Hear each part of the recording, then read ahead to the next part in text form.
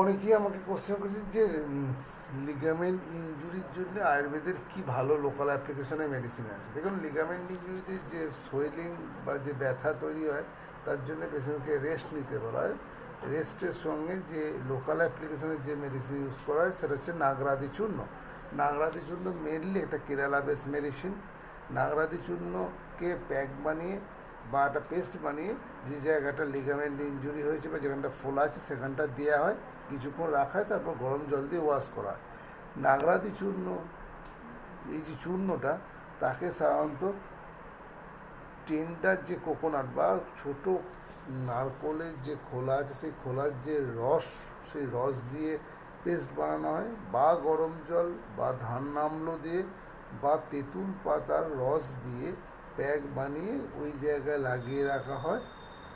এর সঙ্গে যদি সন্দক লবণ বা ভিনিগারও ইউজ করা যেতে পারে, কিছু একটু করে প্যাক মানে একটু হিট দিয়ে, অল্প একটু হিট করে ওই জায়গাটায় প্রলেপ দেওয়া হয় এবং কিছুক্ষণ রেখে আধ ঘন্টা পরে ধুয়ে নেওয়া হয়। এর সঙ্গে ইন্টারনাল মেডিসিন হিসেবে লাক্ষাদি গুগ্গুল দেওয়া যেতে পারে।